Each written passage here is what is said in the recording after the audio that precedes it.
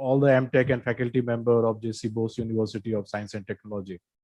So today, ma'am has assigned me a topic where I'm going to deliver a talk on process of writing and publishing quality research paper in Index Journal. As Poonam ma'am has rightly said that now for research scholar, it is mandatory to publish one research paper in the UGC Index Journal. And for faculty members also, if you are applying for promotion in your university or if you are applying for any open post, in that case also, your research paper and citations play a very important role. And now as per the UGC 2018 guidelines, all the faculty member, they will get the weightage of publishing their research paper if the paper is where they have published in the journal is Index Journal, either by Scopus or Web of Science or by UGC CARE portal. So it is very important for the participant, especially for the MTech student and some new faculty member to know about what is the process of writing a research paper and how we can publish our research paper in a quality Index Journal. You know, this is one of the favorite area where I'm working for the last so many years. And in Punjab University also, I'm helping my research scholars and faculty member wherever they require any help from my side. Like for example, if they are not sure in which journal they can publish their research paper, in that case, I suggest them these are the journals, good quality Index Journal in your subject area where you can publish your research manuscript, right? So this is again a very important area for the librarians also, where they can teach their student, they can also make aware their faculty member about the various tools, about the various metrics that are available nowadays, which are very much helpful, not only in terms of publishing your research paper, but also in terms of measuring the impact of your research publication.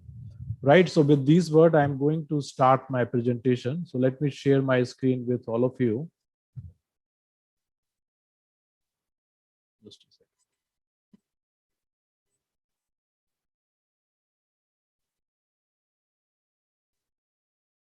second. Recording is paused. Let me. Okay. Let me share my screen.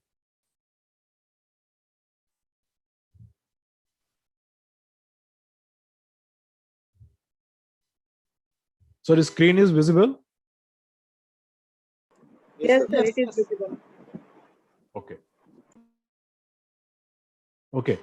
So this is the topic of my today's presentation. And one more thing here I wanted to tell you to all the participants is, whatever I'm going to deliver in today's lecture, that is totally based on my personal experience of publishing research paper in a quality Index Journal.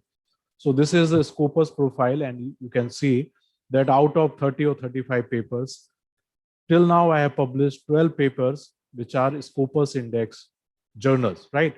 So whatever I'm going to discuss with you, whatever I'm going to give you in this presentation is totally based upon my personal experience, which I have gained during publishing my research paper in these quality Index Journal. And I'm sure that with my personal experience and with today's talk, you will learn so many things about what is the structure of a quality research paper, what is actual process of writing research paper.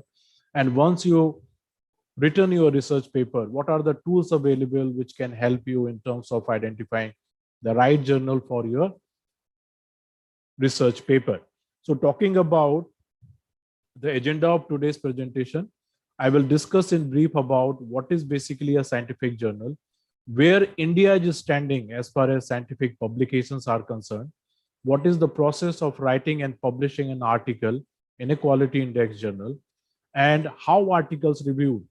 This is also very important. Being a reviewer of, I think, topmost journals in the field of library science, I can share my experience also.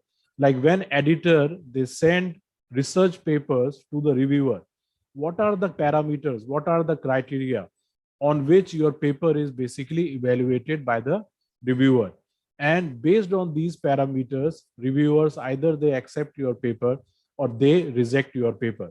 So for students, it is very much necessary to know Once you submit your research paper, on what parameters reviewers they are checking the quality of your research paper, right? And then one more thing is, once you publish your research paper, it's basically a halfway journey. The remaining 50% is where you can share and promote your research work. Because let me tell you one thing, like once you publish your research paper with any commercial publisher, for example, if you have published your research paper in any SCI index journal, so now only those research scholars, they can read your research paper where their library is having access of Web of Science. So now there are so many tools are available, and if the research scholars they are aware about these tools, so what they can do after checking the copyright policy of the publishers, even if you have published your research paper in any SCI index or Scopus index journal, there is a provision that after a period of certain time, you can make your paper available in open access platform. But for this, you have to very much careful that you have to check the copyright policy of the publisher. So I will also give you overview of some of the tools which are very much helpful for the research scholar if you wanted to promote and share your research paper.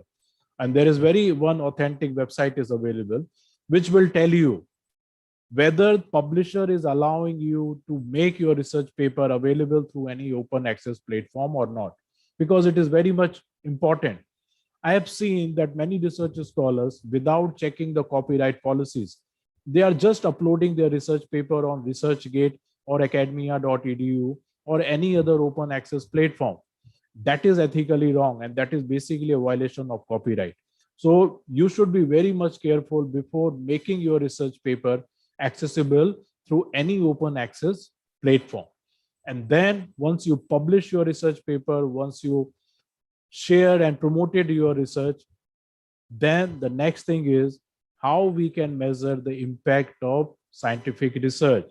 For faculty member, whenever you are applying for any CS promotion or open positions, the number of papers, citations, H index, impact factor, these are the parameters on which your paper is basically evaluated by the committee member. So I will also give you a brief overview about what are the various research metrics are available through which you can measure the impact of scientific research. And these metrics generally they are divided into four broader categories. We called as journal metrics, author metrics, article metrics, and alt metrics. So I will also give you brief overview about all these metrics so that you have a clarity about once you publish your research paper on what parameters your research is basically measured. So this is what I'm going to discuss with you in my 1.5 hour lecture. So let's start the presentation by discussing about the history of scientific journals. Now, what is scientific journal? Scientific journals are basically a platform which is developed by a publisher, which is developed by any professional organization or sometimes universities or institutions. And their basic purpose is to provide a platform for the research scholar so that they can disseminate their research finding to the academic world. And if you wanted to know about the history of scientific journal, you can see, and it is clearly visible through this PPT also, that the first journal, which is written in the French language, and the name of journal was Des Esquivans. And the first English journal, the name of that journal was Philosophical Transaction of Royal Society. So these two journals were considered as the first journals in the category of scientific journals. And both these journals, they were published in the year 1665. So you can imagine how old the concept of the scientific journal is basically. And since then, there is a huge number of increase as far as scientific journals are concerned. And there is only one authentic source in the world which gives information about various journals published by different countries across the world. And that source is basically known as Ulrich International Periodical Directory.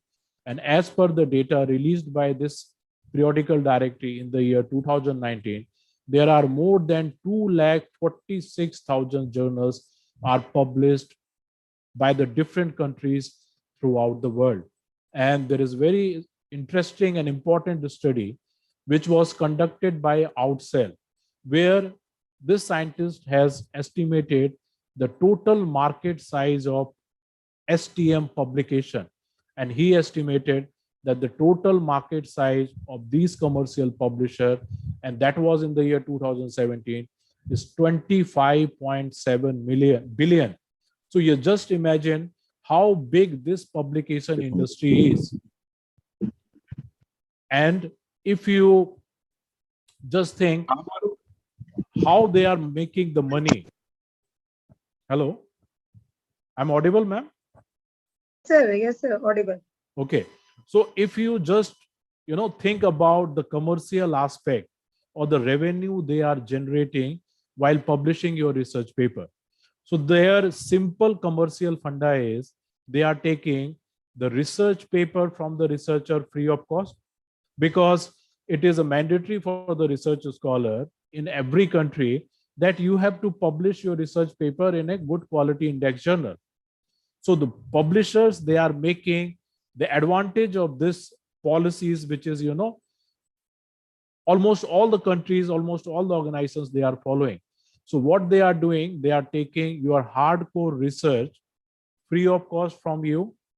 They are appointing editorial board member, and all these editorial board members, they also belongs to the academic community. Some of them are the professor in some prestigious university in US, UK, or any part of the world. So these publishers, even they are not paying a single penny to all the editorial board member. And the reviewers, they are appointing every year, who are putting their hard works, who are devoting their 2-3 days just to review any research paper. Even they are not paying a single penny to the reviewer. So from publisher is a win-win situation, because they are getting the valuable content free of cost. All the responsibility of editorial board members, they are basically done by the academicians around throughout the world. Even they are not paying a single penny, and for reviewer also they are not paying single penny. And see, the monopoly of these publisher is, even if you are publishing your research paper in any commercial publisher, you can only read, you can only view your research paper when your institution is having subscription of that particular database. So suppose if 1000 or 800 faculty members, they have published research paper in the Science Direct. Even after publishing your own research paper, Punjab University has to subscribe the Science Direct database just to have access of all your research papers. So if you see all these publishers, they are basically publishing research paper of research scholars and faculty members across the world. And for that particular institution also, you have to pay the huge amount of subscription money. Yearly, we are paying nearly 5 crore rupees just to have access of all these commercial publishers, right?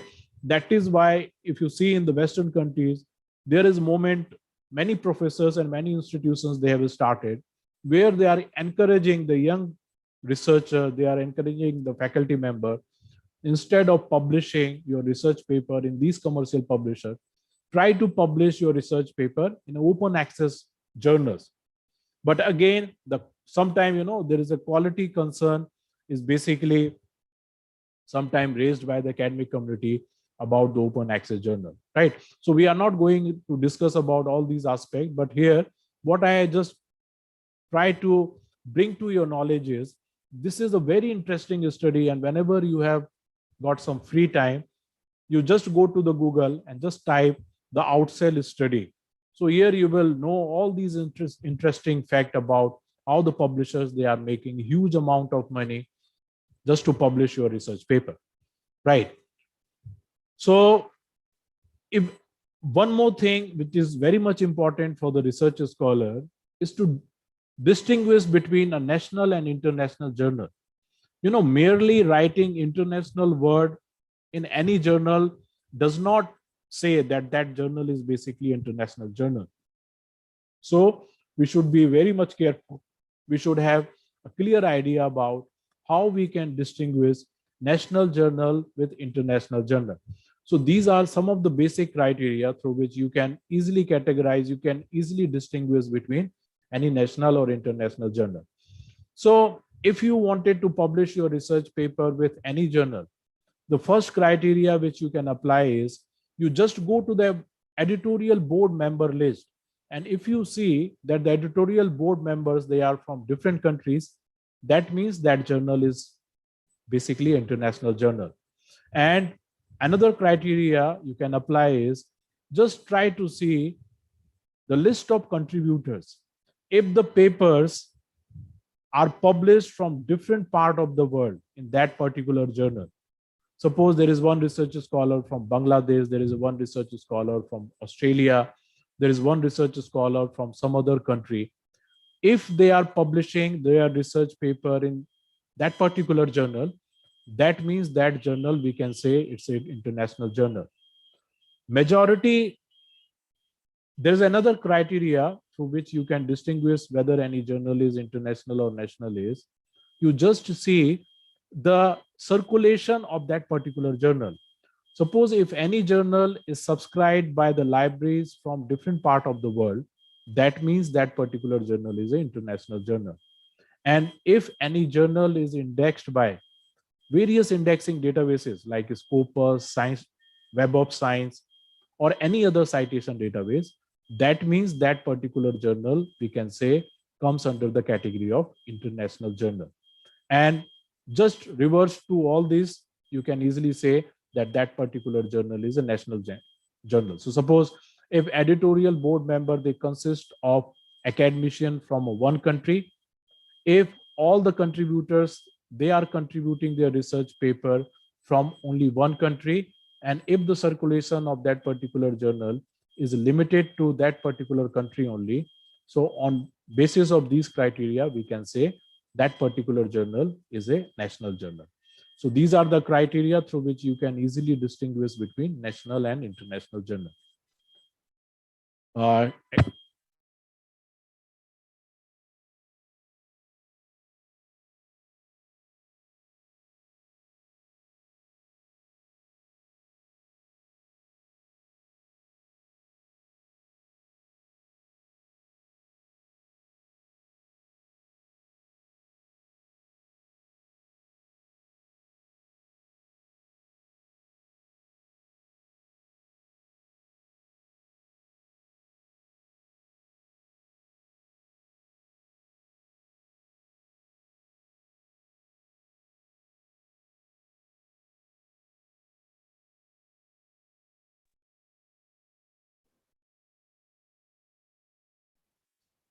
Hello doctor Neeraj आपकी sound नहीं आ रही Sir, voice is not audible.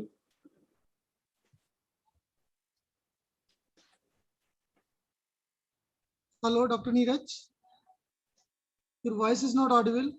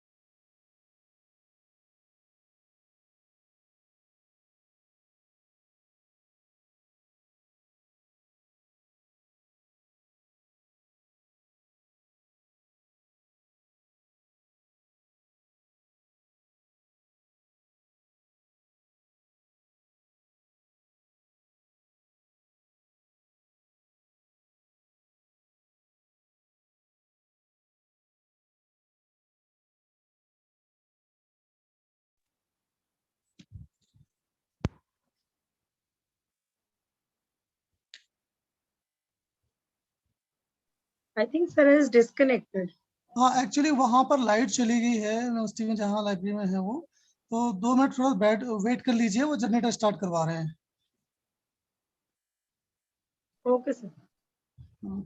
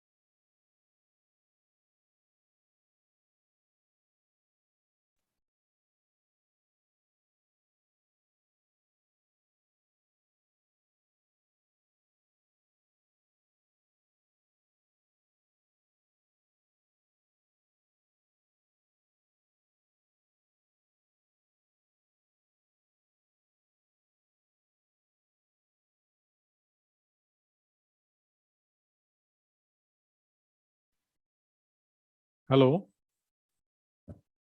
Hello, sir. Hello. Now Yes, sir I'm has joined. okay. Okay. Like due to this power cut, was some, Not an issue, sir. Okay, just a second. Let me share my screen again.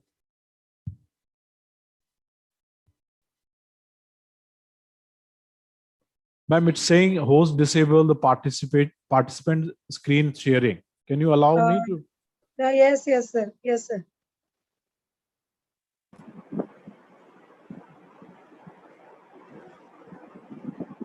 Okay, now I can share. Yes, sir.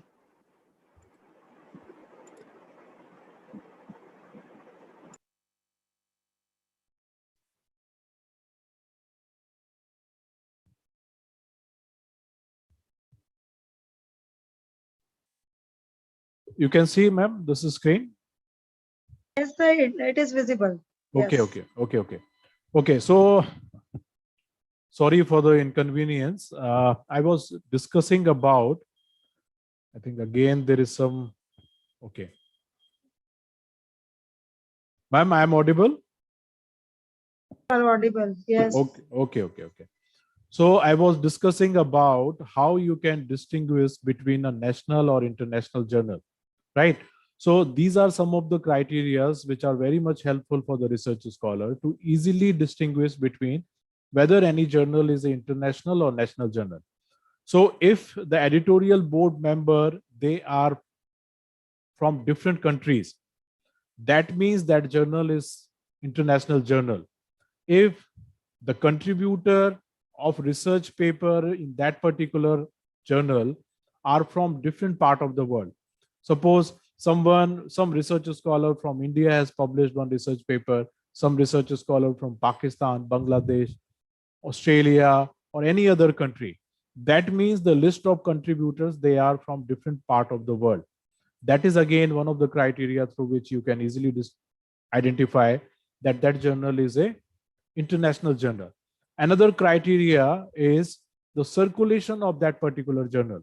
Suppose if any journal is subscribed by different university libraries from different part of the world, that is also one of the criteria through which we can easily say that that particular journal is a international journal, right? In case of national journal, you will find all the editorial board member, they will belongs to one country. All the contributors, they are from a single country, and the circulation of that particular journal, it was also limited to that particular country only. So this is a basic criteria through which you can easily distinguish between a national and international journal. Now talking about India's contribution in science and technology article. So there is one study which is compiled by US National Scientific Foundation in the year 2019. And based on this study, there are so many articles in the newspaper, there are so many articles in a popular magazine was also published. Even the Press Trust of India, in their website, they have also shared this particular data. So the period of this study was from 2008 to 2018. And during this period, you can see that China is leading from the front, and China has published 5,28,000, more than 5,28,000 research articles. United States at the second position, and US has published 4,22,000 research papers. And India, it's a good news for India that during this particular period, Indian scientists, Indian researchers, Indian faculty members, they have published more than 1,35,000 research paper in a good quality index journal. In this study, it was a good news for India that quantitatively we have increased, right? And the annual increase, it was reported about 5.31% every year as compared to 2% in 2008. But in this study, it was also highlighted that Indian research is having very less impact as compared to very small European Union country and as compared to developed country. And in this study, it was reported that less than 1% Indian research papers they have cited by the research scholars across the world.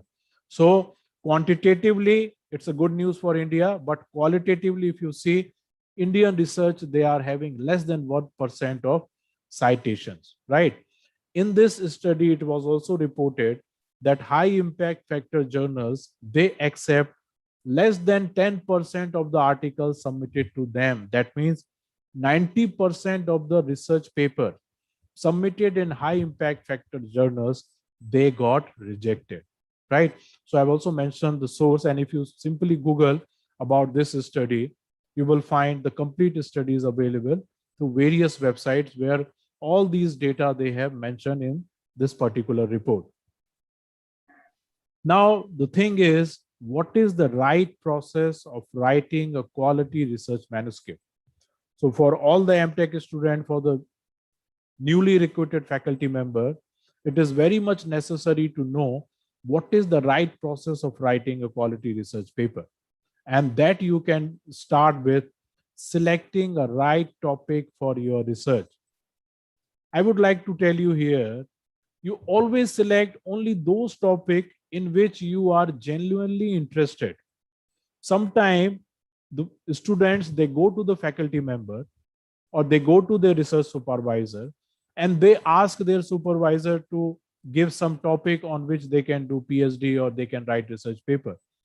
So whatever topic the guide will give you, whatever topic the faculty member will give you, all those topics that will be a interest of that particular faculty, not for you. So that is why it is very much important that you only select only those topics in which you are genuinely interested. And here I wanted to give you my own example. Like when I joined in 2007 in this university, so immediately after joining, I got a project from the, actually that particular task was assigned by the university librarian, where we are planning to implement RFID technology in Punjab University Library.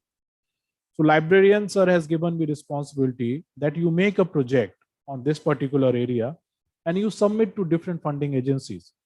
So while working on this particular topic, while working on this particular area, anyhow developed some interest in this particular field, and we got a fund from the UGC where we have implemented this RFID technology. And I was a committee member of of this particular project where we have implemented RFID successfully at Punjab University Library. So while working on this particular area for almost 3 years, I developed the interest in this particular area.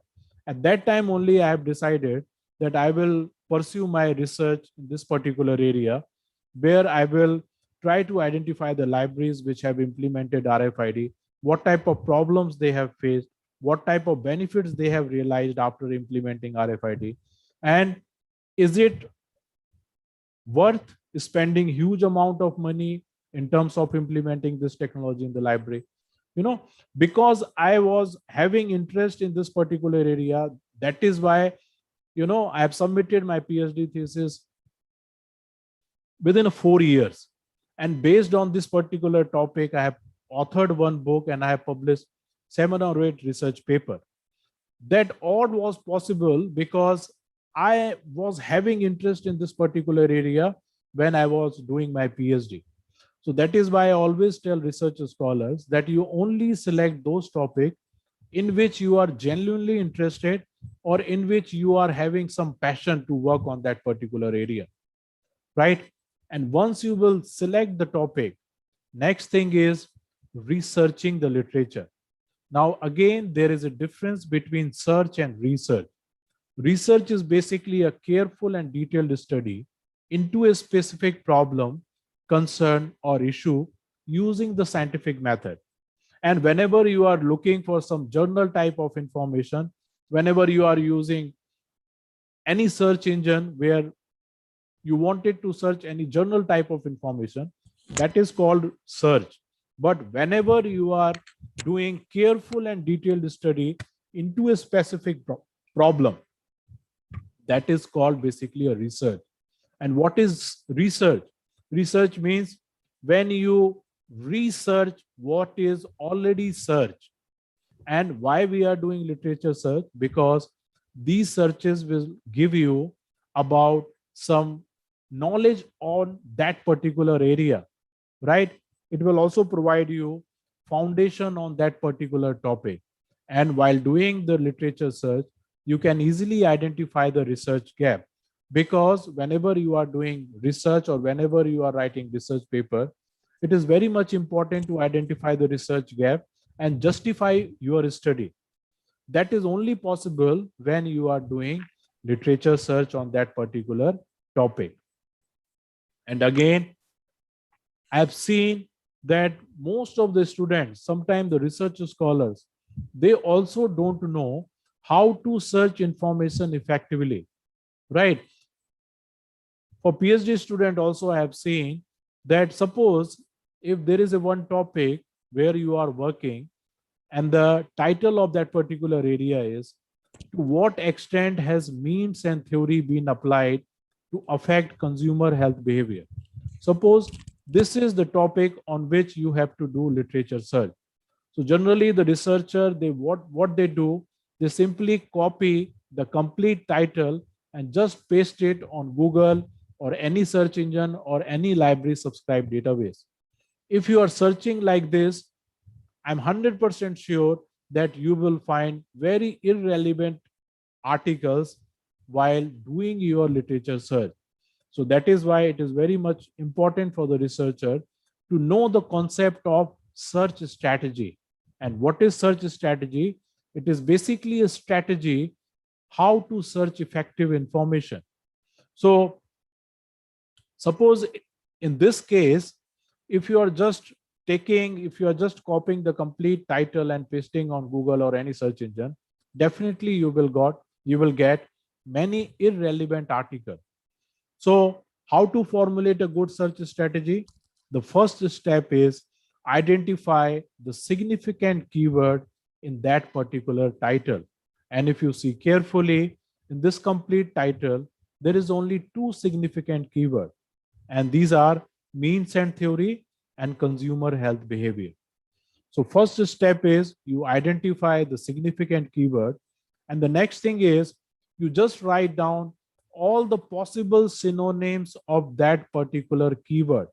So means and theory, it is also known as means and analysis.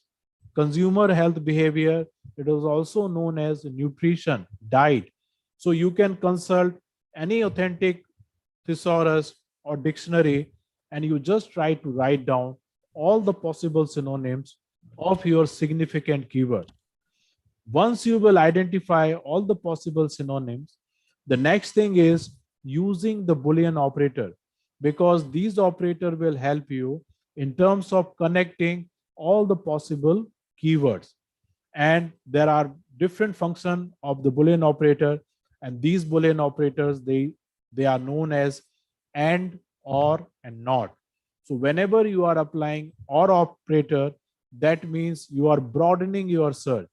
Suppose if you are writing means and theory or nutrition or diet, in that case, the database will give you all those articles where means and theory is written, where nutrition is written, where diet is written. So generally we use or operator when we have to broaden our search. When you apply the and operator, in that case, you are basically narrow downing the search. Suppose if you are writing means and theory and consumer health behavior, in that case, database will give you only those articles where both these keywords will be present, and not operator when we wanted to exclude something from our search. For example, you are searching on apple fruit, but when you just simply type apple or keyword in Google or any library database, it will give you all those articles where apple fruit is there or apple computer is there. So if you wanted to exclude apple computer from your search, you can write apple, not apple computer. So database will immediately understand your query, and then it will filter out all those articles where apple computer is written. So this is how you can formulate the search strategy. So whenever you are going for the literature search, first and very important step is try to formulate your effective search strategy, right? That will definitely saves you lots of time, and it will give you results of all the quality articles which is available in that particular database in that particular area. Now, next question is, what are the tools available for the researcher while doing the literature search? And let me tell you, there are 4 or 5 good authentic tools are available. And if you have developed practice of searching these tools, it will 100% give you a very quality article which is published on your selected area. So suppose if your institution is having access of Web of Science, if your institution is having access of Scopus, in that case, there is no need to refer to any other database, because these two databases, these are considered as one of the highest reputed and citation and indexing database. Scopus is indexing more than 41,000 journals, and Web of Science is indexing more than 21,000 journals. So if your institution is having access of both these databases, that means you are searching the literature from 60,000 journals, right? But in case if your institution is not having access of Web of Science or Scopus, in that case, instead of using Google, you can use the Google Scholar, because we all know that Google Scholar is indexing the scholarly content.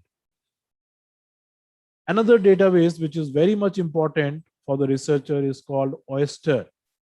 This is the spelling OAISTER.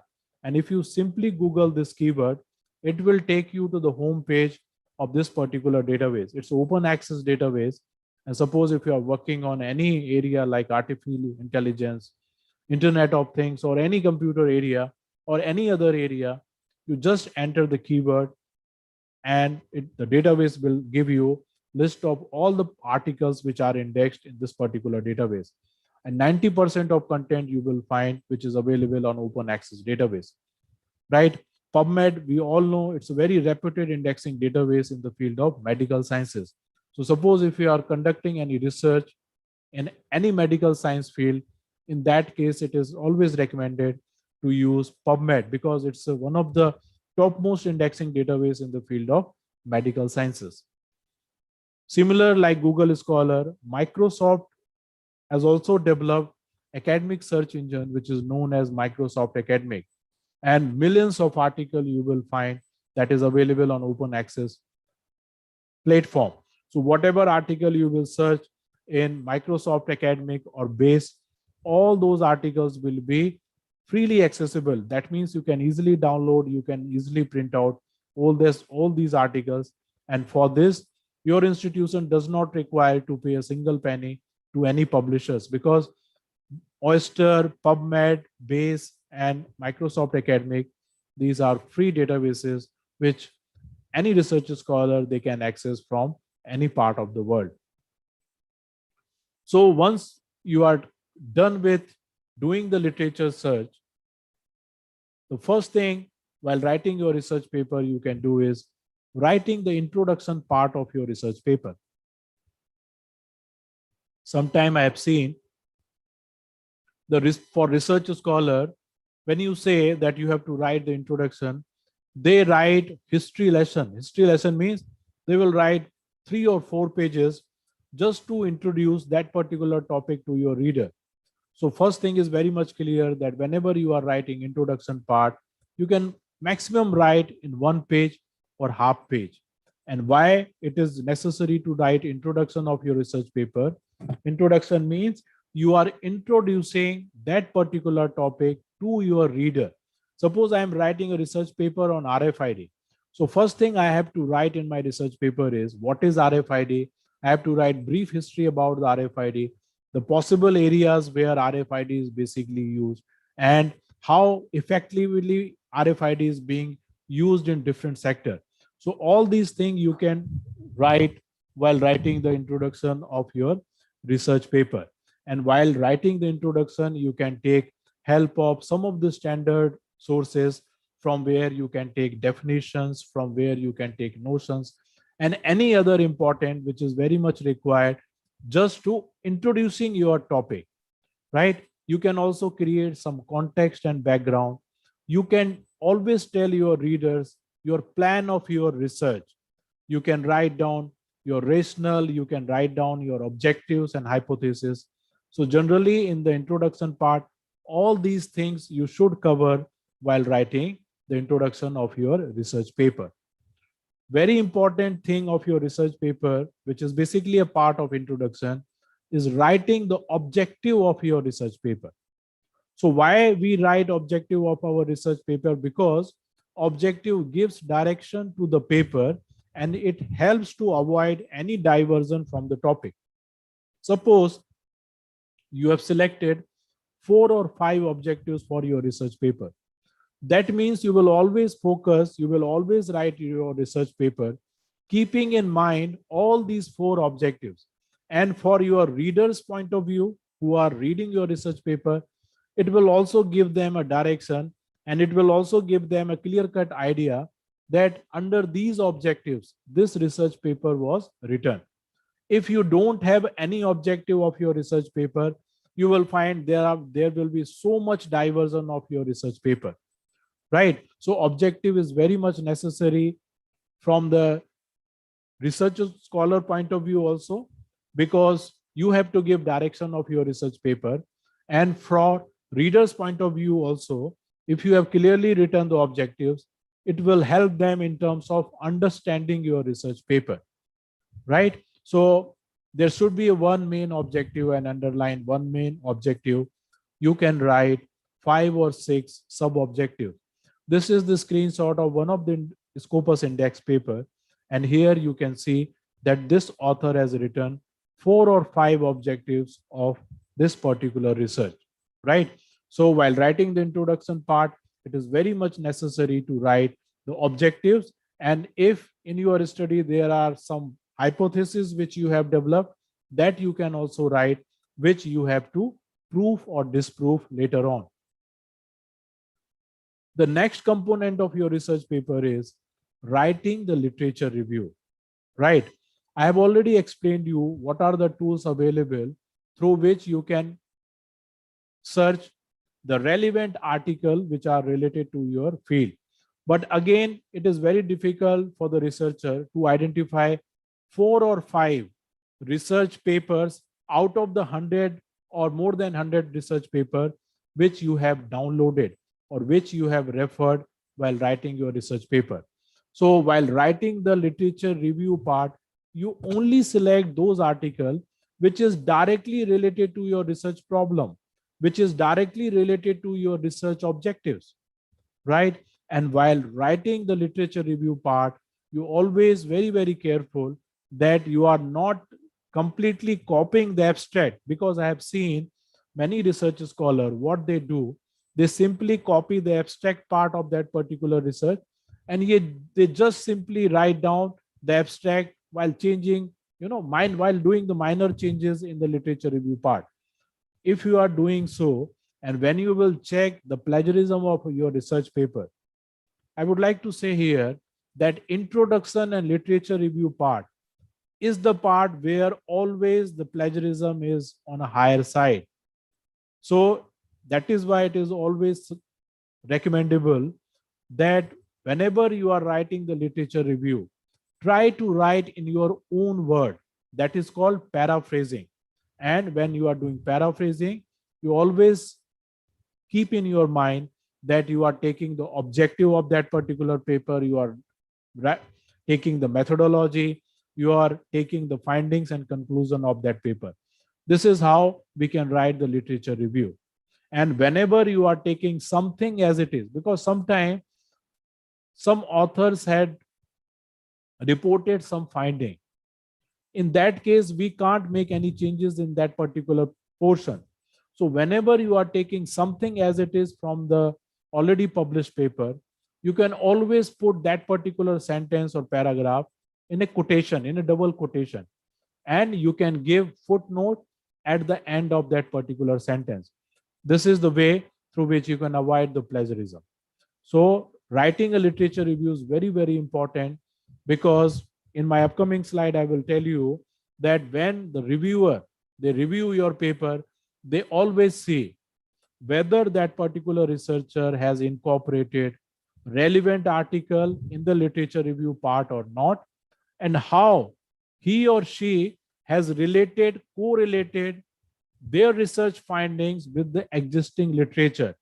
So that is one of the reasons why we are doing literature review, because we are telling our reader that in this particular area, this is the findings of the previous study, and you have to also tell your reader how your findings are different or how your findings are similar with the existing literature. Next thing is, which is very important, it's called research methodology. And in sciences, it is known as methods and materials. So what is research methodology? It is basically science of studying how research is done scientifically. So it is always recommendable that whenever you are writing research methodology part, try to explain all your research methodology in a very detailed way. If you have used any statistical software, if you have applied any test, write down the name of the software and all the tests which you have performed. If you have applied any sampling technique, then you have to tell what is the total sample size and why you have selected this particular sampling technique for your research. So you always try to write research methodology in a very clear-cut manner, so that if in future any other research scholar, they wanted to do some research on that particular area, your research methodology will help them in terms of understanding what methodology you have applied while doing that particular study. So in sciences, sometimes we use methods, material. That is why it is called methods and materials. So in this portion, you have to write down all the methods, all the materials which you have used while doing that particular study. So this is again a screenshot of one of the Scopus index paper, and you can see how clearly these two authors, they have written this research methodology parts, right? The next thing is the result part of your paper. Result is what you do after statistical analysis. You know, whenever you applied any statistical method, or whenever you have used any statistical software, you have to present your data in a tabular format, or you have to present your data in a figure format, or sometimes we simply write the findings simply in the textual manner. So in the result section, you just try to explain what you have found or what software had done statistical analysis, right? So result is totally based on the data. And here, very important thing is your own criticism is not applicable in the result section. That means, suppose if you are writing that 40% of the users, they are coming to the library on daily basis. 50% of users, they are coming to the library on weekly basis. And some 40% of the users, they are coming to the library on monthly basis. So you have to just write down the percentage. Here, don't try to explain why 60% users, they are coming on daily basis, why 40% they are coming on the weekly basis. Because for this, you have another section which is called discussion and conclusion. But before going to discussion and conclusion, let me tell you that generally we use Excel whenever we have to present our data.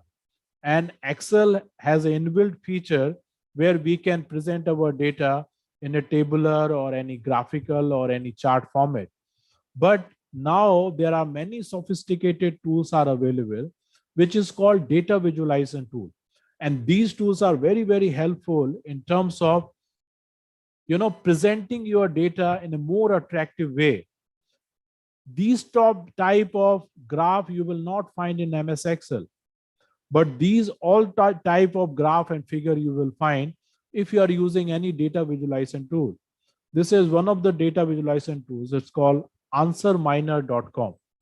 And whenever you have free time, you just try to explore this data visualization tool. What you have to do is you have to just enter the data in a column and in a row.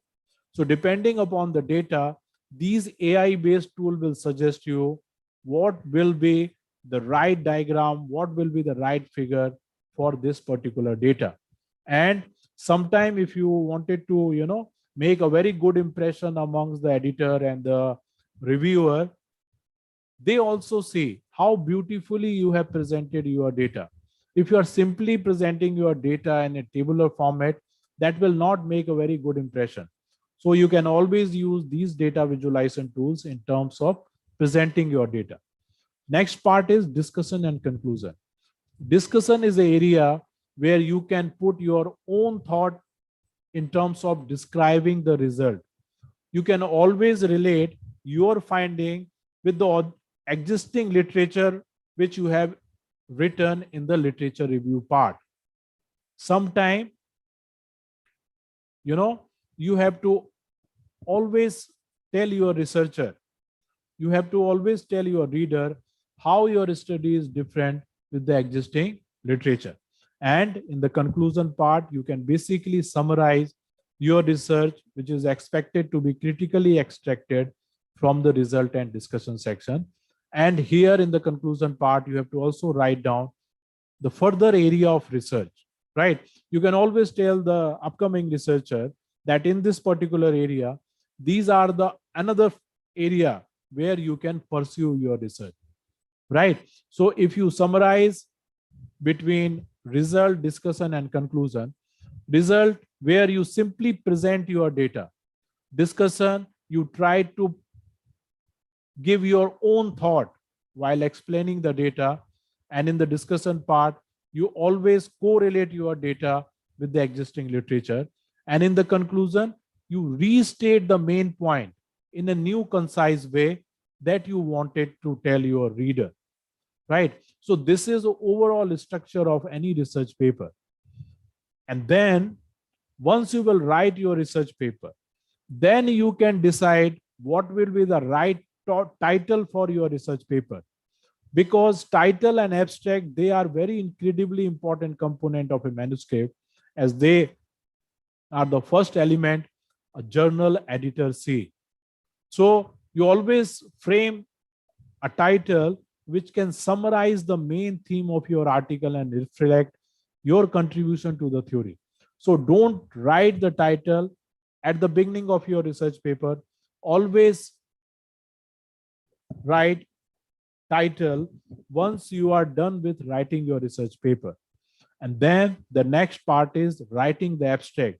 And writing the abstract is very, very important, because from editor's point of view and from user's point of view,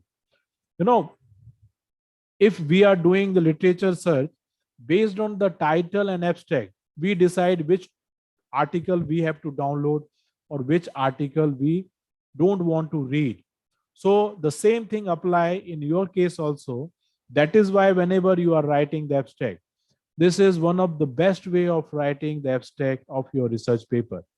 So while writing the abstract, you can always write what is the purpose of your research paper, what research methodology you have applied, what are the significant findings of your research, is there any research limitations, what is the practical implication of your research, and what is the originality or value of your research. If you are writing abstract in this manner, I will assure you that it will always make a very good impression whenever you will submit your research paper for publication in any quality index journal, right? Now, this is the first part, writing part. Next part is how we can publish our research paper in a quality index journal. And publishing a research paper in a good quality index journal, again, is an art. And here I would like to tell you that there are only 3 databases you can say which define the quality of any journal. Suppose if any journal is indexed by Scopus, that means that journal is a quality journal. If any journal is indexed in the Web of Science, that means that journal is a quality index journal. And in Indian scenario, UGC has come up with a new database. It's called UGC Care Journal, right? And if you see about this UGC Care Journal list, there are two groups. So in group 2, all those journals which are, क्या पीछे पड़ती है बस ये है जब पूछो मैं कैसे पीछे पड़ते हैं आप please if you can mute your mic, there's a disturbance. Thank you.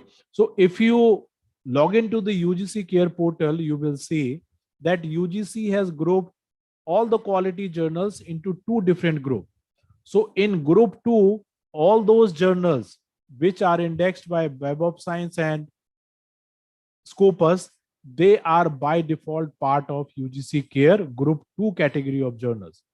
And talking about the SCI journals, which is called Science Citation Index journals, it is one of the reputed journals which are indexed by this database. Is called Web of Science. So generally there are 4 type of indexes. It's called Science Citation Index, Arts and Humanities Index, Language Index, and Conference Proceeding Index. So Web of Science, they are indexing more than 21,000 journals across 150 subject areas, and generally we called as SCI index journal or SCI index journal. That means all these journals, they are indexed by this particular database. Another very prestigious and recognized indexing database, it's called Scopus. There are more than 41,000 journals, they are indexed in this Scopus index journal.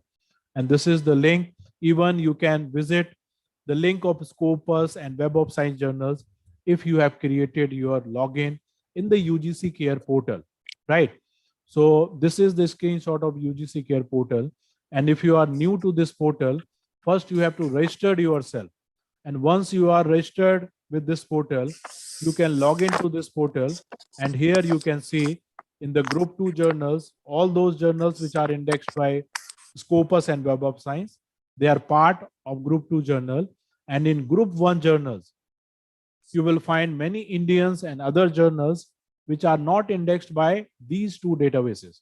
So under this, you can search any journals using title, ISSN, or publisher. So suppose if any publisher is saying that our journal is UGC Care Index journal, don't always rely what publisher is claiming. You can always go to the UGC Care portal, type the ISSN of that particular journal, and if that particular journal is available in this UGC Care, that means you can say that that journal is a UGC Care listed journal. But if that journal is not coming into this portal, that means publisher is making very false claim, because there are many fake and predatory publishers. What they are doing, they are making good amount of money where they are misguiding the research scholar, telling them that our journal is a UGC index journal. But if you see in this portal, you will find there are many journals which are not part of this UGC Care portal. So always publish your research paper only those journals which are either indexed by Scopus, Web of Science, or UGC Care listed journal. Now the question is how we can find a right journal for our research paper. Because if you search on a Scopus, journals available in the area of management or economics, you will find more than 500 journals. So out of the 500 journal. Hello, hello, hello, sir. Hello. Sir, scribbling is there on your screen. Mm-hmm. So disable annotation. Someone is scribbling on your screen, no? So what I have to do? Sir, you have to disable annotation. Disable annotation. Also requested to participants, don't do such things, please. Now it is okay, ma'am. I have disabled the annotation part. Okay, sir. Now, ठीक है. Okay. Now the next and very important thing is, out of 300 or 500 journals, how the research scholar, they can find a good 4 or 5 research journals where they can publish their research paper. And for this, let me tell you, many publishers, many reputed publishers, they have created a very artificial intelligence, very sophisticated platform, and that is available free of cost to the researcher, which always you can use while selecting the journal. Suppose if you wanted to publish your research paper in Elsevier or Science Direct journals, in that case, what you can do is you simply go to the Google and simply type Elsevier Journal Finder. So when you type Elsevier Journal Finder, it will take you to the home page of this particular website. And here what you have to do, you simply write down the title of your paper, abstract of your paper, enter the significant keyword and select the field of research. So when you will type the title, abstract, keyword, so based on your title and keyword and abstract, this journal finder will suggest you the list of possible journals where you can publish your research paper. Here it will also tell you what are the chances of acceptance of your paper, how much time it will take to publish your research paper, what is the impact factor of that particular journal. So before submitting your research paper to any journal, you can always take help of these sophisticated platform, because this will give you some sort of hint about the journals where you can publish your research paper. Similar to Elsevier, Wiley, they have also developed their own platform. It's called Wiley Journal Finder. So same thing you can apply here also. You just write down the topic, abstract, and keyword. And based on the title, abstract, and keyword, the Wiley Journal Finder will give you a list of possible journals where you can publish your research paper. And here, if you see that if I will submit my article to this particular journal, there is a high chances of acceptance of my research paper, because it is showing 3 green bar. 3 green bar means you have 60 to 70% chances of acceptance of your research paper in this particular journal.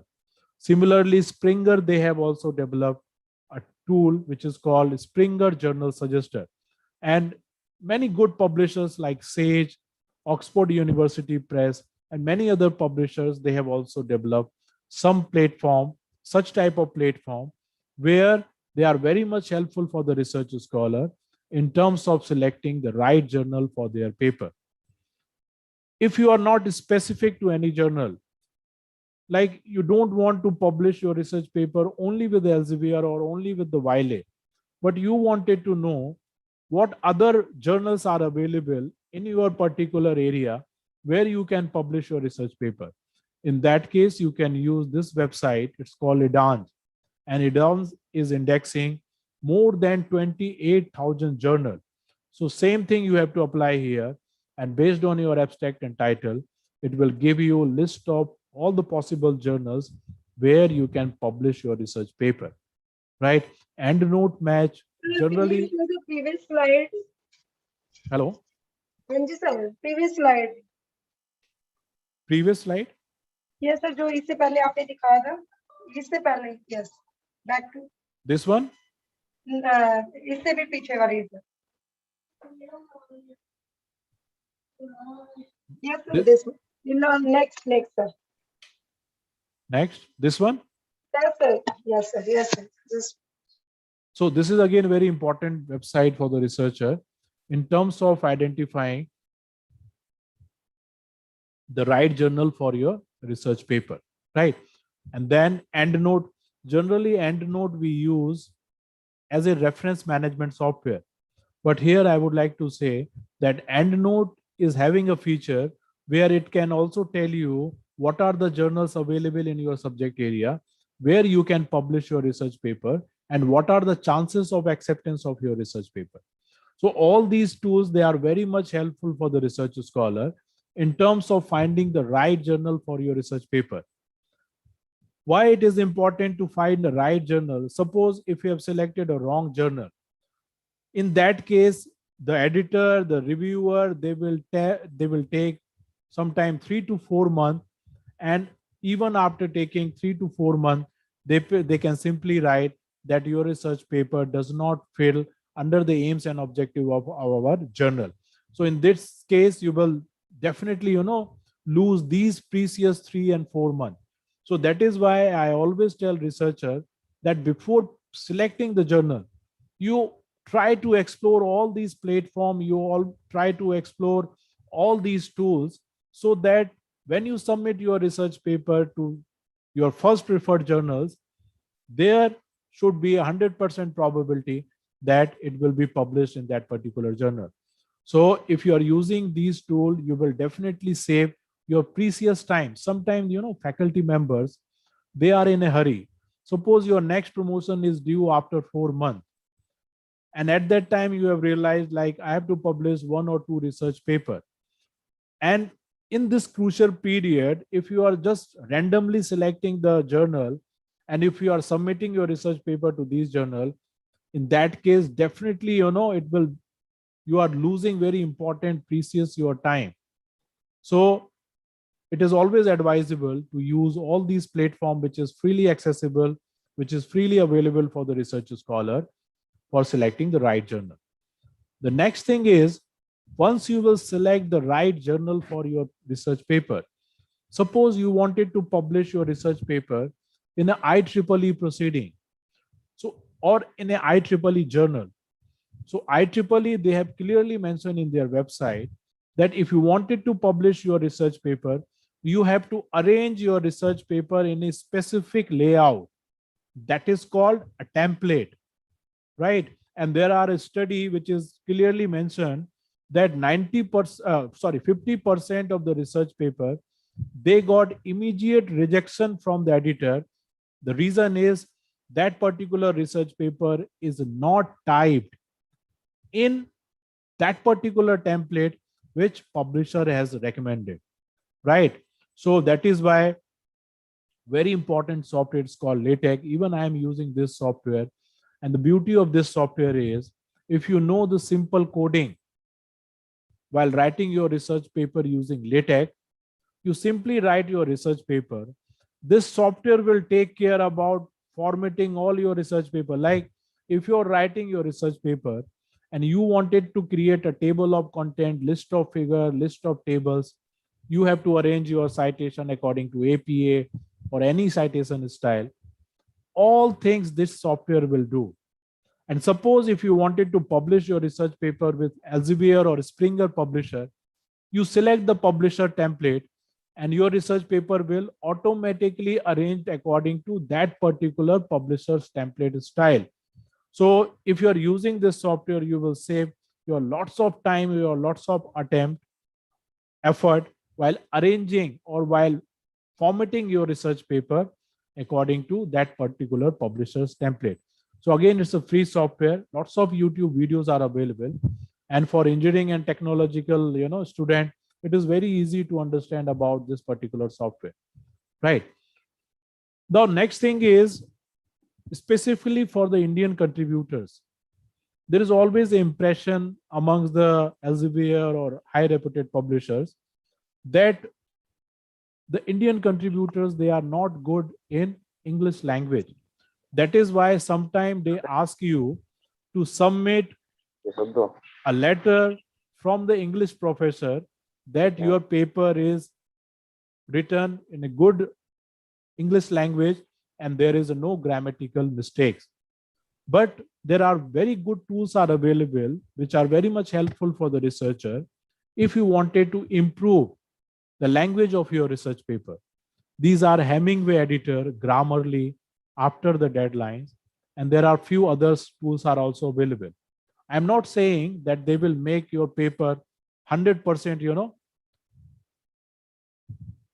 100% correct as per English grammatical language, but they will definitely help you in terms of, doing some sort of grammatical mistake, and they will try to, write your research paper in a good English language. But if you know someone who is having good command of English language, even this thing I am doing with myself, I know someone in Punjab University who is having very good command in English language. Although I am having a very good reputation, but Sometime I go to their department, I request them again and again. So before submitting my research paper, I always make sure that there should be no grammatical mistake in my research paper, and my research paper will be written in a good English language. So if you can take help of any person who is having good English language command, that will always make a very good impression amongst the editor when you submit your research paper. And one important thing here with I wanted to say with my personal experience is, whenever you are submitting your research paper, try to write a very good cover letter along with your manuscript. Recently I have published one of the research paper, which is published by American Library Association. It's a 60-year-old journal. And when I submitted my research paper, within 2 days, I got rejection from the editor. And in his reply, he straight away rejected my paper and said that your paper does not fit under our aims and objective. Even after getting the rejection of my research paper, again, I have written a very good cover note and then resubmitted my paper. And due to that cover note, this is the email that editor has written to me. And he apologized for the first decision. And in this mail, he has clearly mentioned that while going through the cover letter of your article, it prompted me to send your research paper to our reviewer, right? So this is the advantage you can always have if you're writing good cover letter along with your research manuscript. And adding research, yes? Sir, may I ask what we can write in the cover letter? Basically, what details it is covering? In the cover letter, first thing you have to convince your editor that why you wanted to publish your research paper in that particular journal. What is your specific finding and how this finding is going to make some impact on that particular area. So based on these 3.34 points, if you are writing good cover note along with your manuscript, that will always make very good impression to the editor. Thank you, sir. Next thing is adding the research data. Now, specifically in the field of medical sciences, you have read in some newspaper that there are cases of data falsification, data manipulation. Even there are few cases reported in PGI Chandigarh where that particular doctor has suspended for the 3 years. And one of the publishers, they have made a complaint to the director of PGI where they have written that your faculty has published one research paper where we have found the case of data manipulation or data falsification. So that is why some of the topmost publishers, what the practice they have started is, if you have done any scientific study, then you have to submit your raw research data along with your manuscript. So this research data they require just to validate your research finding, just to make cross-check your finding with your research data. So if you are having some raw data, which you have compiled, which you have generated during the course of your research, that you can always submit along with your manuscript. Next thing is plagiarism. We all know, again, it's another area where I can speak around about 1.5 hours. So it's again vast area, but in a brief, I just wanted to tell you that the golden rule to avoid plagiarism is you cite each and everything which you have referred while writing your manuscript, right? Even for photographs, diagrams, picture, map, you have to give citation.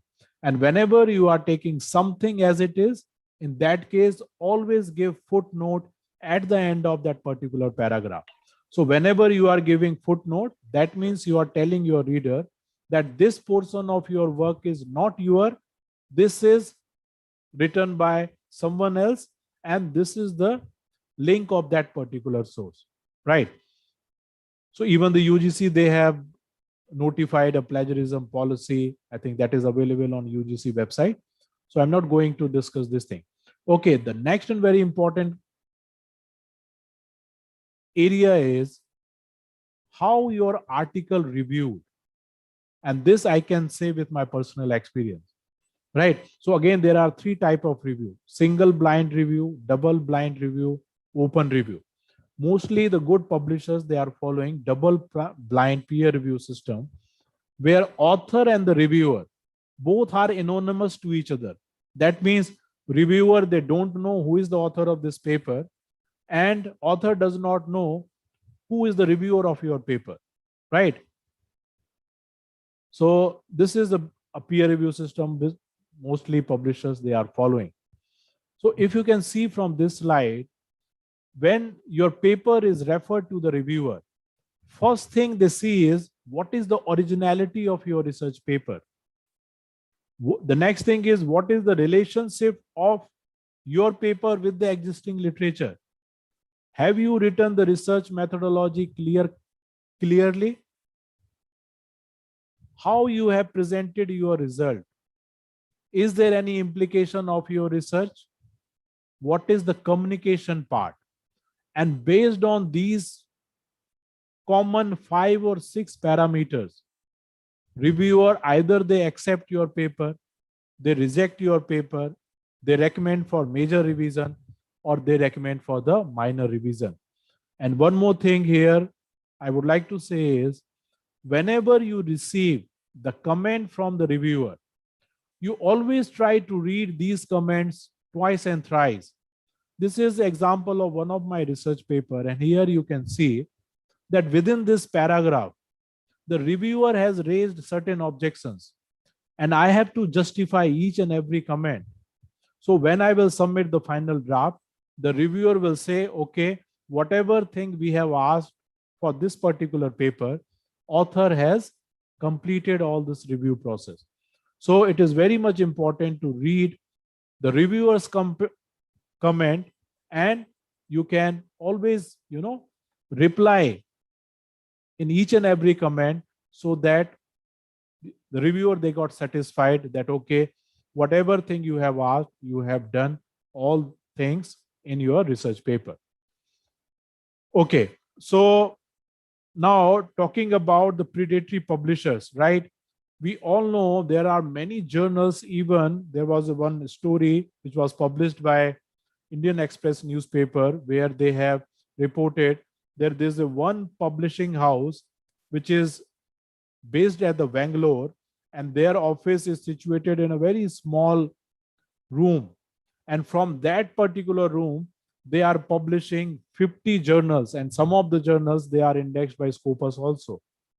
So that is why there is very famous librarian, Bales, Jeffrey Bell. He introduced the concept of predatory journal. And during the course of research in this particular area, he has developed this particular template. Now this template you can always use. This is the website, or simply if you Google journal evaluation rubric template, you will see this particular template, where you can identify whether any journal is a predatory journal or not, right? There is an again very important website for the researcher. It's called Think, Check and Submit. It's a free website. So it will tell you, before writing the research paper, what are the area on which you have to think. Before submitting your research paper, what are the checklist, and after submitting your research paper, what things you have to do. So all the research scholar, you please visit this website, and this website will give you more insight about how you can publish very good article in a reputed journal. And once you publish your research paper, the next thing is you have to promote and share your research work. Suppose if you have published your research paper with Elsevier journal. Now, if Elsevier is allowing you to upload the publisher version or post-print version or preprint version in ResearchGate or academia.edu, you can easily upload the full text version. If you will upload the full text version, more and more people will download your research paper. And there are many studies where it is confirmed that when you promote and share your research, and if you have done a quality research work, you will definitely receive citation for your research paper, right? But before uploading your research paper into any open access website, you have to check the copyright policy. And to check the copyright policy, there is only website in the world which is very authentic and it is being used worldwide by all the researchers. It's called Sherpa Romeo. And suppose you simply go to this website and you enter the name of the journal in which you have published your research paper. Suppose if you have published your research paper in a Nature journal and you wanted to know whether Nature publisher is allowing you to upload the publisher version or post-print version in any open access platform. Here you can say that you can't upload publisher version. Publisher version means where you download your article from the publisher website. That is called publisher version. But it is saying that after a period of 6 months, you can upload the post-print version. What is post-print version? Once you have done the correction in your research paper based on the reviewer comment. So that is called the final version of your research paper. That is also known as post-print version of your research paper. So Nature is saying after publishing the research paper, you can upload the post-print version in any open access repository, right? Okay, so like I've created my profile in ResearchGate or academia.edu, all sort of thing you can also do because it is necessary, it is mandatory for the researcher, even after publishing your research paper, you have to promote and share your research paper so that maximum number of people they can download and they can read your research paper. Now the last part of my presentation, it is on measuring the impact of your research. What are the metrics available through which your research is basically measured? Like journal metrics, author metrics, article metrics, alt metrics. Impact factor is one of the classical model or classical criteria through which quality of any journal is evaluated. And recently, on 30th June 2021, Clarivate Analytics has released the impact factor for the year 2020, right? And this is the simple formula through which they calculate the impact factor of any particular journal. Similar to the impact factor, in the case of impact factor, you take the window of 2 years. That means for calculating impact factor of any journal, how many articles are published in that particular journal during the last 2 years, divided by the total number of citations received by all these articles in that particular year. So here the window is for 2 years. In 5-year impact factor, the same formula is applied by the publisher, but instead of taking 2-year window, they take 5-year window. That is why it is called 5-year impact factor. Similarly, site score is a matrix which is developed by Elsevier. And if your institution is having access of Scopus database, so Scopus is basically calculating the site score of all the Scopus index journal. H5 index is again a journal metric criteria which is developed by Google, and that you can find free of cost. So suppose if any journal is having H5 of 10, that means during the past 5 years, journal has published at least 10 articles which has received at least 10 citation. Immediacy index is again a metric which is developed by Clarivate Analytics, but the difference between impact factor and immediacy index is impact factor is released after 2 years, immediacy index they calculate after 1 year. When we talk about the author metric criteria, one of the most important metric is called H index. So Scopus is automatically calculating H index of each and every author. And suppose if any author is having H index of 105, that means this author has published 500 or 400 research paper, but out of the total number of paper, there are minimum 105 paper which is having at least 105 citation. So all sort of calculation is done by the Scopus, and they tell the author that this is your H index. So based on the H index, you can rank any author in any particular area. Similar to Scopus, Microsoft Academic, they have also indexing your research paper. They are also giving data about the citation and H index. So this is again a very free tool. Scopus is a commercial tool, but Google Scholar, Microsoft Academic, these all are free tools. Similar to H index, there is a I10 index which is developed by 10. And this is the screenshot of my Google Scholar. And here you can see I'm having I10 index of 6. That means out of my total research paper, there are at least 6 papers which has been cited at least 10 times. So this metric is given by Google Scholar. Now, a very important metrics, it's called Altmetrics. So Altmetrics basically give you a data where you can see what is the impact of your research paper on a social media. How many people they have tweeted your research paper. How many persons they have shared your research paper through Instagram, Facebook, Mendeley, or blog. So this concept is called Altmetrics, and there is only website in the world which gives this type of data. It's called Dimension.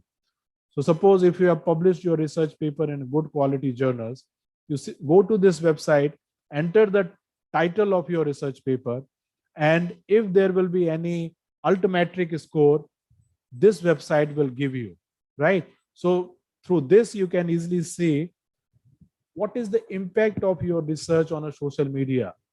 How many people they are liking your research paper on Twitter, Facebook, Instagram, all the social media platform, right? So that's it from my side. But still, if you have any query you wanted to ask me, any question, you can ask the question. So thank you very much for listening to me. Thank you, sir, for a nice lecture on how to write a good research paper. If any participant have any query, he or she can ask from sir.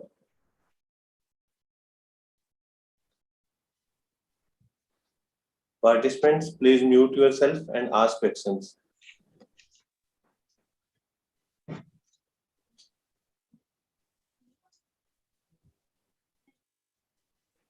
Meenakshi,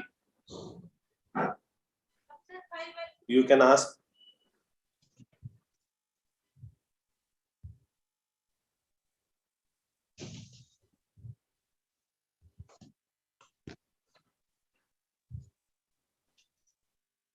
Anyone is having any question, you can ask or you can type in the chat box so that I can take your question and try to answer to your question.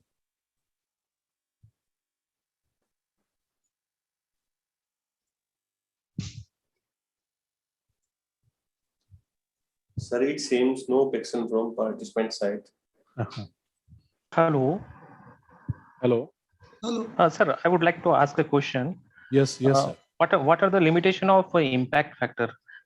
Is there Yes. any drawbacks? Yeah. Yes. There is a limitation of impact factor is whenever the Clarivate Analytics, they are calculating the impact factor, they are only taking into the consideration the research article. Suppose if you have published a book review, if you have published, your thought as a commentary, or if you have published any other category of research paper, any other, any other type of your research other than research paper, they will not take into the consideration. So while calculating the impact factor, they are not going to take conference proceeding, they are not going to take book review, they are not going to take simple, sometimes case study. They will only take the research papers which falls under the category of research articles. But that is why, just to overcome this thing, CiteScore, they have also developed the similar kind of, criteria or metric where they are taking into consideration all type of publications other than research paper. Sometime your book review will have 100 citation. Sometime your commentary on any particular topic, that will have, good number of citation.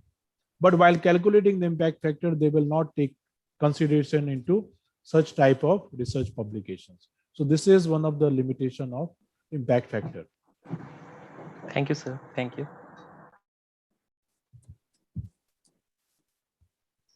Any other questions? There is one query in the chat box. What is the minimum time required to publish a research paper? Okay, minimum time required to publish your research paper. Generally, if you submit your research paper to any good journal, approximately they take, maximum 3 months to publish your research paper, because nowadays publishers, they are having lots of research paper which authors they are submitting from different part of world.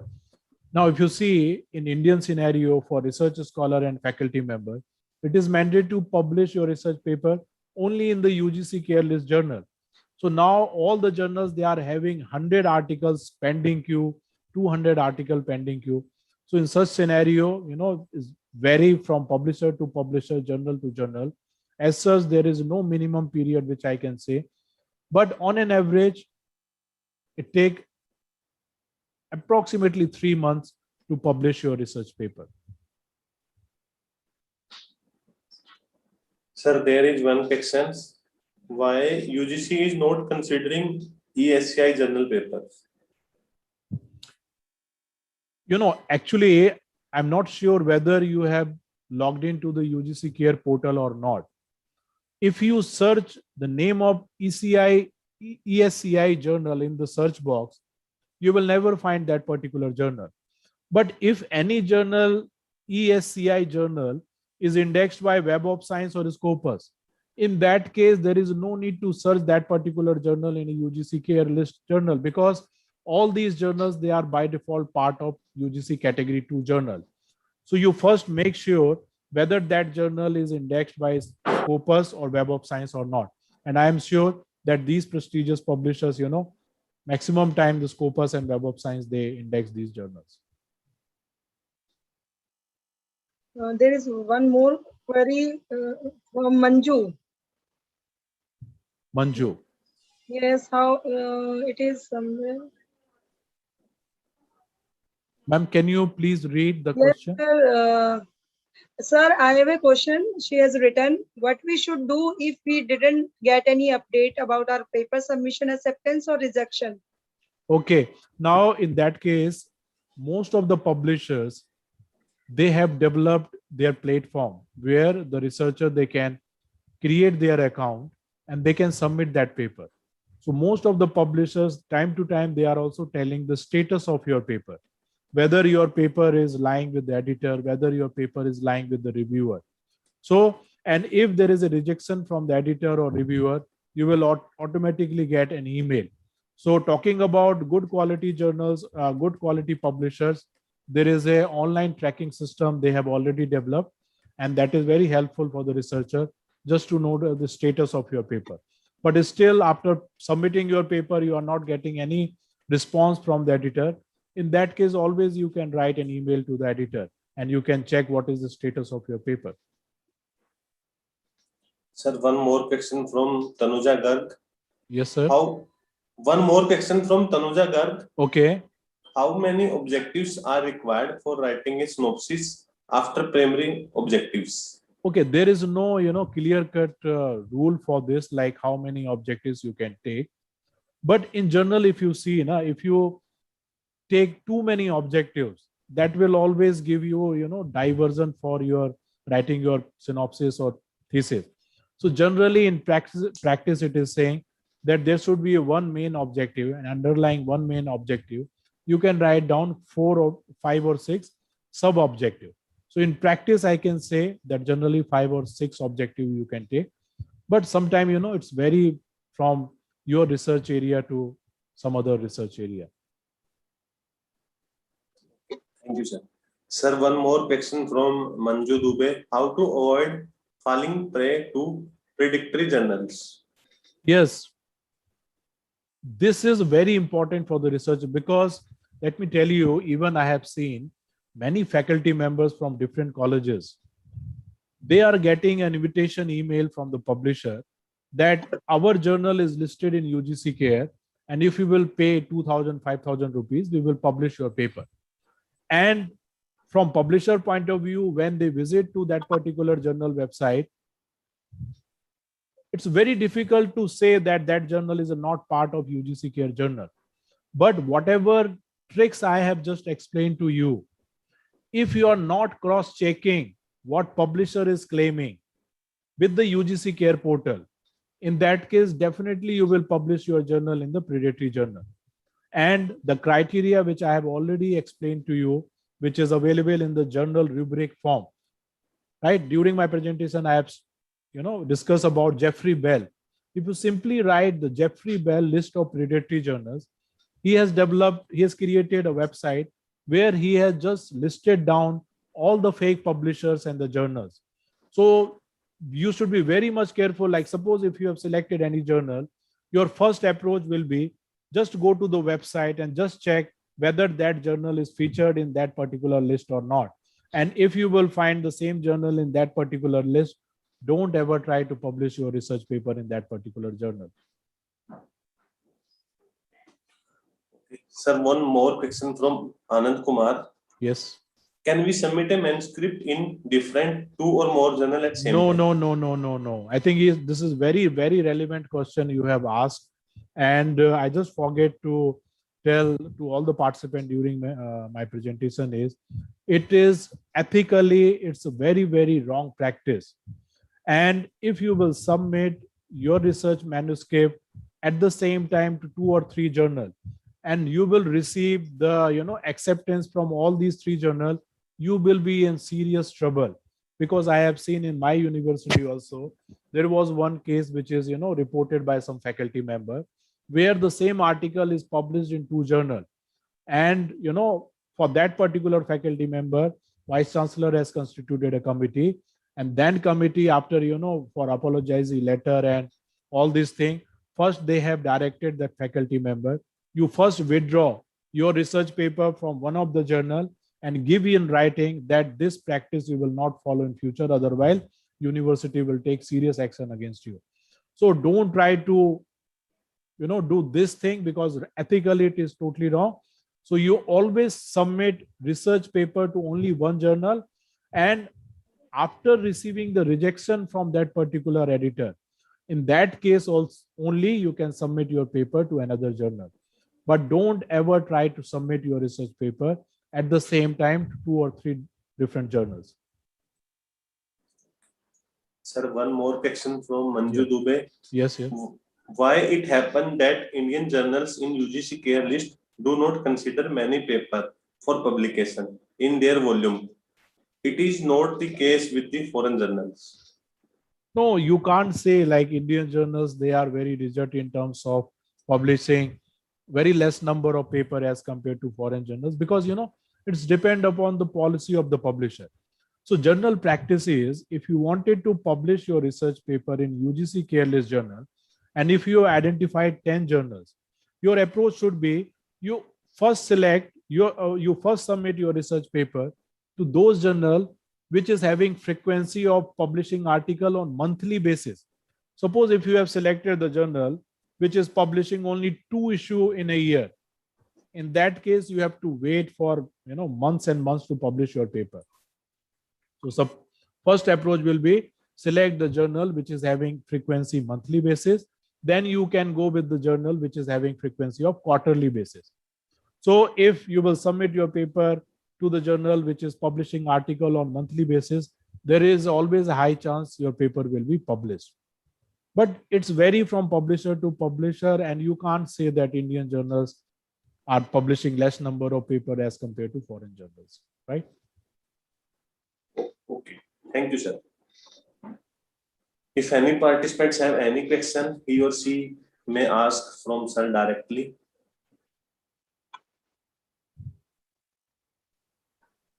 Sir, it seems no more questions from participant sides. Thank you, sir, for a nice discussion on the topic. Now I request Dr. P.N. Bajpai, sir, to give a vote of thanks to sir. PN Bharati sir. Good afternoon to everyone. It is a privilege to me to propose vote of thanks on the occasion of national webinar on process of writing and publishing quality research papers in index journals, jointly organized by the Department of Electrical Engineering and Pandit Deendayal Upadhyaya Central Library, J.C. Bose University of Science and Technology, YMCA, Faridabad. I extend my heartfelt thanks to the speaker, Dr. Neeraj Kumar Singh, Deputy Librarian, A.C. Joshi Library, Punjab University, Chandigarh, for enlightening and guiding our students and research scholars and other participants from the library fraternity about the writing quality research papers in good quality index journals, that is the SCI, Scopus, UGC, etc., measuring the impact of scientific research and so many important aspects of the writing quality research papers. I would like to extend special thanks and gratitude to Honorable Vice Chancellor, Sir, Professor Dinesh Kumarji, who is always a source of inspiration. His guidance is always needed by us. I would also like to thank our worthy registrar, Sir, Dr. Sunil Kumargar, for his continuous support. I want to thank Professor Poonam Singhal, Program Chair and Chairperson, Electrical Engineering Department of Electrical Engineering, for her association and successful organizing the workshop jointly with the Pandit Deendayal Upadhyaya Central Library. I am thankful to Professor Ashutosh Dikshit, Chairman Library, for his valuable guidance. I would also like to thank Dr. Shakuntala, Dr. and Mr. Nitin Goyal, Assistant Professors, Department of Electrical Engineering, and Satvinderji, for coordinating the workshop. I would like to extend special thanks to all faculty members, research scholars, and students for their patient hearing and making the session interactive with their questions. Last but not the least, I thank all who directly or indirectly were part of this webinar. Thanks once again. Thank you very much. Thank you, sir. Now I request all the participants to please switch on their cameras for group photographs. All please I switch on. want to say thank you to Dr. Neeraj sir for accepting our invitation. Thank you so much, sir. In the shortest possible time, you accepted our invitation. That is a big Thank thing. you. Thank you, ma'am, for the opportunity. Thank you.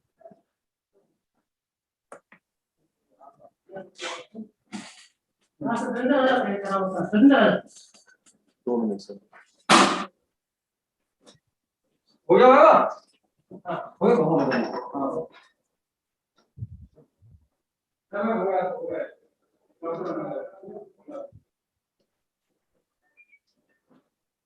Okay.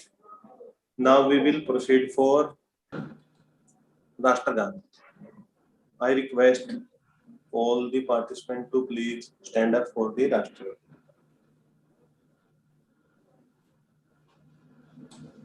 Nitin sir. जनगण मन अधिनायक जय हे भारत भाग्य विधाता पंजाब सिंध गुजरात मराठा द्राविड़ उत्कल बंगा विंध्य हिमाचल यमुना गंगा उत्कल जलधि तरंगा तव शुभ नामे जाके तव तब सुहास सुहास समाये गाहे तब जय गाथा जन जन गण गण मंगलदायक जय हे भारत भाग्य विधाता जय हे जय हे जय हे जय जय जय जय जय हे जनगण मन.